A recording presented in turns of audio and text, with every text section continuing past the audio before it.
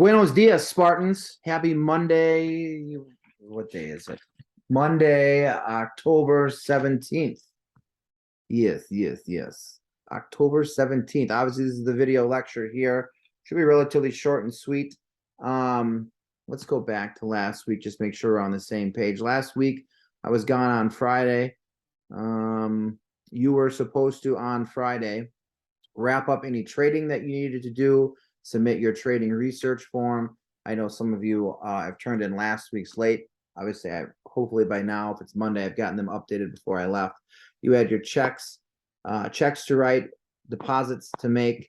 Those should be in the hand-in bin. Obviously, they're still there. I'll get to them when I'm back in the building tomorrow.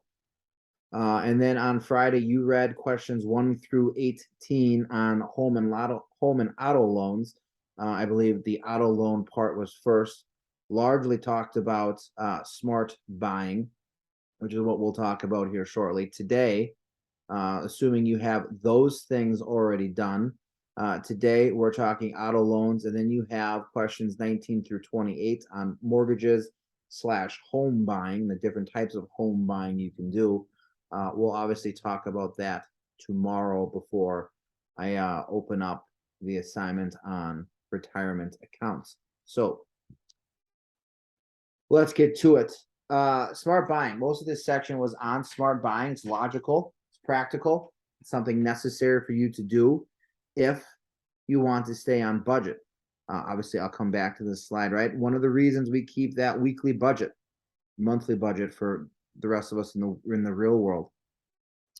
We keep that budget so we have some sort of idea how much disposable income we have, how much money we are, we can spend and still stay on track.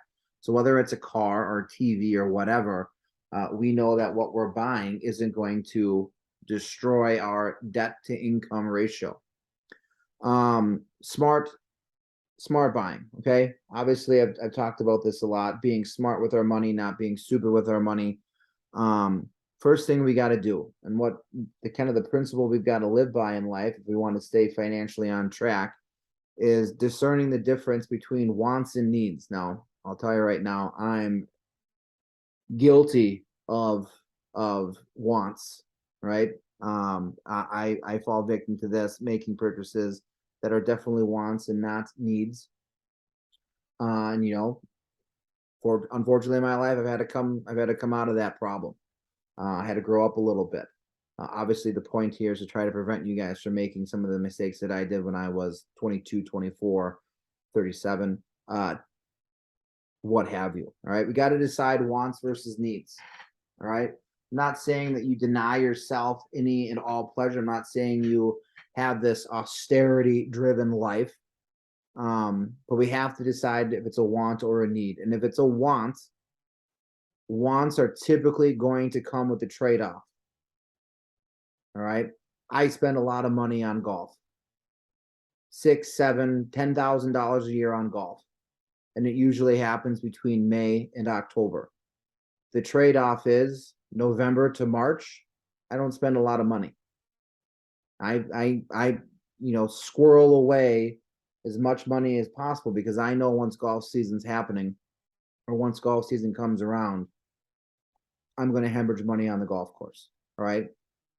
Golf is a want. Golf is definitely not a need. All right. Some of you guys, you know what your wants are. They're probably not needs. But we have to understand when it comes to staying on track, staying in budget, and making sure that we have more income than we do debt. That if we're going to, give ourselves the ability to buy something that is a want, then that's going to come with some sort of trade-off. And as long as you make the trade-off, as long as you recognize the trade-off, that if you buy the shoes, buy the phone, buy the dress, buy the jacket, buy whatever it is, that you're going to have to make some cuts somewhere else. And again, this is why we keep a budget. So you know the areas that you can trim some of the fat from so you can go and buy something that you want. Smart buying also emphasizes knowing the amount that you're going to spend. and things that we have to include when it comes to knowing the amount. We have to know taxes. We have to know the terms, restraints, implications if we're going to finance it. We also have to include the interest costs if we are financing it. If the TV that's several $100s comes with several $100 more of interest because we're going to installment pay for that, is it worth it? Right? There's almost always some sort of hidden cost somewhere. So we got to know the amount, and then we've got to know the real amount. Now, I've made this comment to some people that I'm too poor to buy something cheap, which is kind of an oxymoron. But it really gets at the heart of something here. We need to know what we're buying. Is what we're buying good? Is what we're buying quality? Is what we're buying going to last us? Because no one wants to buy it more than once. Doesn't matter how much money you have or how little money you have. A good friend of mine is a neurosurgeon. Guy's a millionaire. And that guy still has a 25-year-old TV in his den. It works. It's quality. High definition picture. Why does he need to go buy a new TV? Certainly can. Certainly got the money to do it. But one of the reasons he's got the money to do it is he bought something once. So we got to do our research and whatever we're purchasing, a TV, a car. I know we're talking cars today. We got to know what we're buying. Is this something that's going to last? That way we don't have to buy it more than once, which, again, eats at your budget. We want to be able to have disposable income left so we can invest it, so we can save it, so we can squirrel it away, so we can pay for the needs that pop up in life and not just other wants. When we make a purchase, we got to take care of it. Again, I'll go back to the adage, too poor to buy things twice. Take care of what you have. Change, in the example of the cars, change the oil, change the fluids, get it checked up.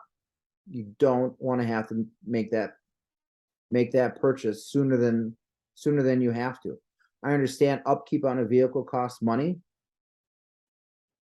but upkeep on a vehicle, even if it's a couple $100 or several $100, that's 1 or 2 car payments.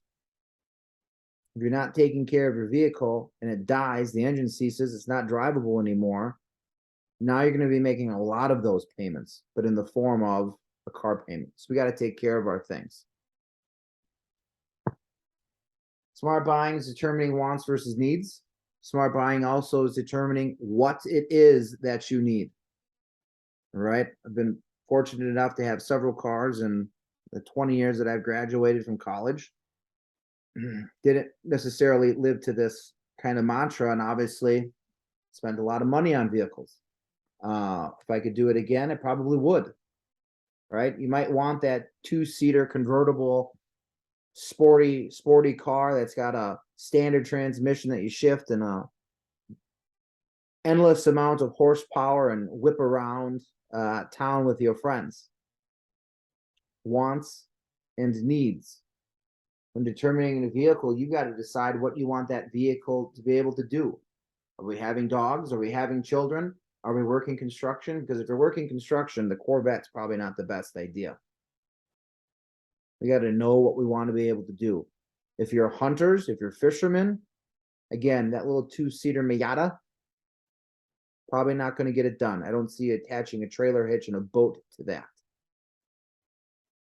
Big families, small families, hanging out with friends, traveling. Again, I don't know if the smaller car is going to do you any good. Gas prices are clearly going up. Do you really want to be spending $130 to fill up a truck that gets you, I don't know, 6 miles to the gallon? We got to know what we want. We got to know what we actually need. And then we got to pick a vehicle that is going to provide or perform for what we need.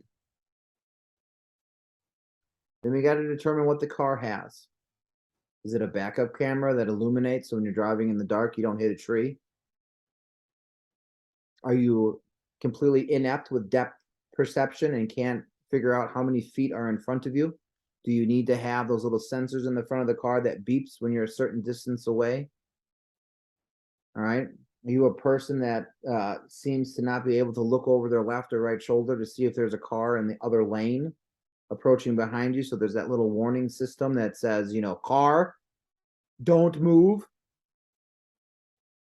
All right. Are you a big music fan? Need a high powered stereo? Does it have to have Bluetooth capabilities? Do we need hands free technology because we're on our phones all the time? Again, all of these things we got to look at.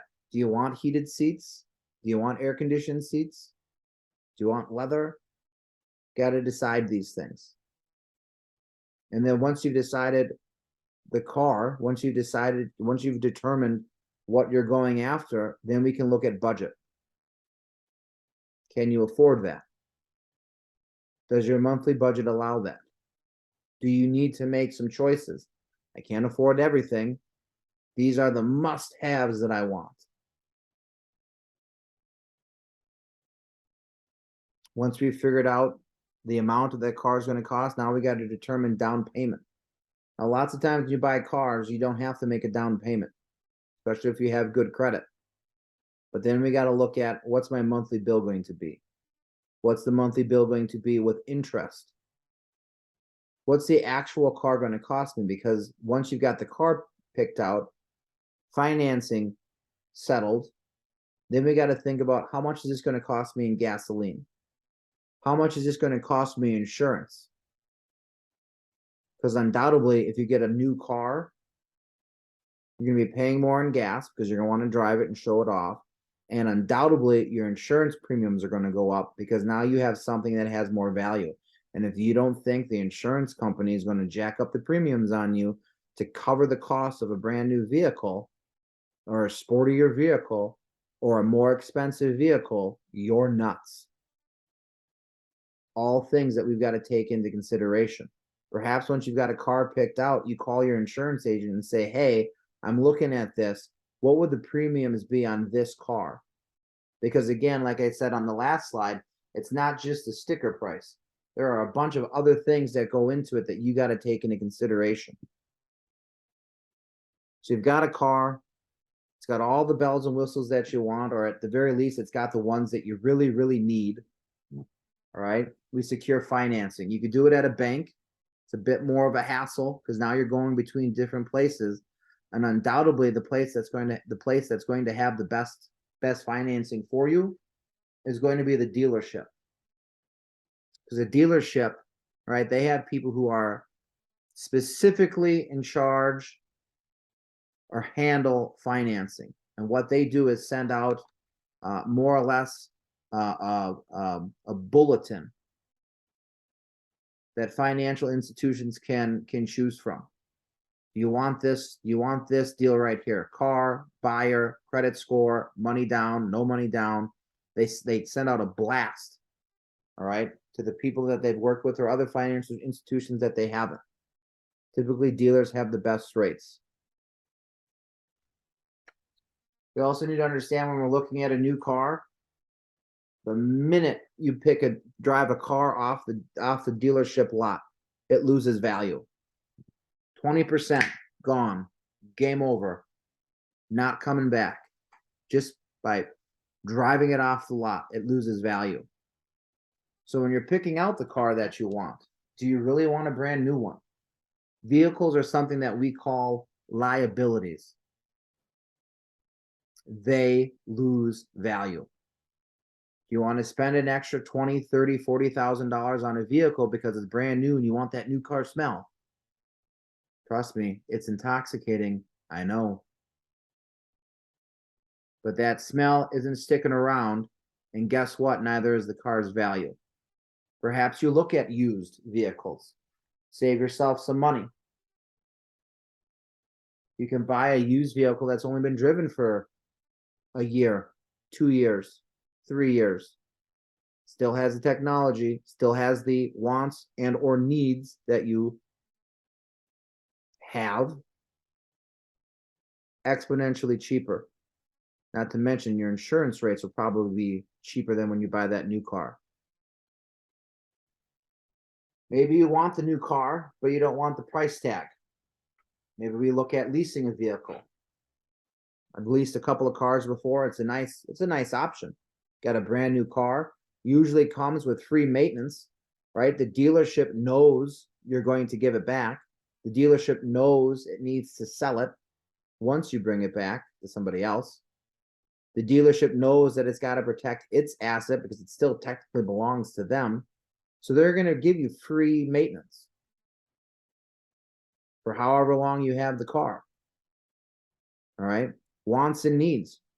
You come from a family, or you come from a family where you constantly have new cars? Do you come from a family where you've never had a new car, and that is something that you need? You want a new car, and you want constantly new cars. You don't want to drive old cars, rusted cars, beat up cars. You constantly want a new vehicle. Then leasing could be a great option for you. But we have to understand, when we're leasing a car, we don't own anything. You will constantly be having a car payment. Got to weigh your options here, see what's best. Typically, though, with leased vehicles, right, you have mileage limits per year in total. And if you go past that mileage limit, you start paying per mile. 10 cents, 20 cents, 25 cents, 50 cents. You go past your, I don't know, 30,000 mile limit over 3 years, that could be a pretty big chunk that you have to pay. So if you're one of those people that drives a lot, or you have a job where you're driving a lot, maybe the lease option wouldn't be good for you. Now, perhaps you lease a car and then you buy it once your lease is up, saving yourself a little bit of money there. Again, all options to consider.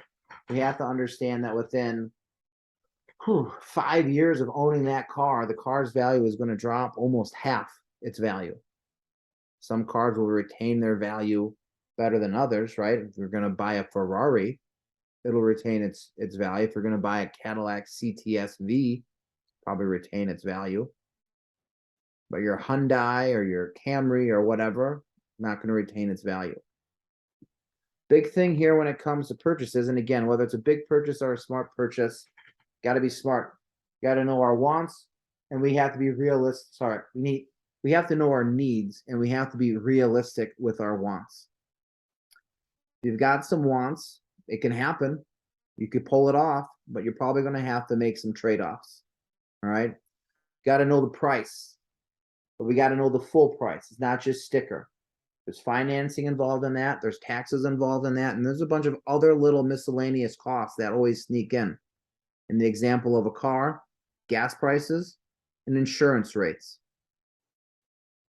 Not to mention, think about the things you're going to actually go purchase once you buy a car. Maybe you're getting those fancy WeatherTech floor liners.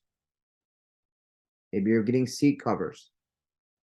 Maybe you're getting a little organization apparatus to put in the trunk because you're going to keep your car very clean.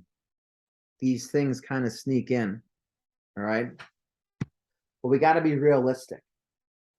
Who am I? What do I do? What do I want to do? Right? What are my hobbies? And then we can narrow it down to make the best choice, because at the end of it, you're gonna buy what you're going to buy. But we got to make sure what we buy is something that we're going to enjoy and use for a long period of time. Right? We don't want to have to buy something. A car, you're going to buy more than one car, but you don't want to have to buy something before before the time is due, before the time is right. Okay, you don't have to make any unnecessary purchases because you bought the wrong car. Might buy a car, figure out you don't like it, now you got to sell it back, right? That's not going to work out for you so much because you're losing value on that baby. I know this because I made this mistake once in my life. So we just got to make sure we're smart. And before we go and sign our name on something, we got to make sure that's the one. And that's the one that's going to do what I need. And that's the one that's going to last. I'm done. That's it. That's all she wrote. You guys have 19 through 28 home mortgages. We'll talk about that tomorrow. Hope you had a great weekend. Hope the weather was nice. And I'll see you guys tomorrow. Go Spartans.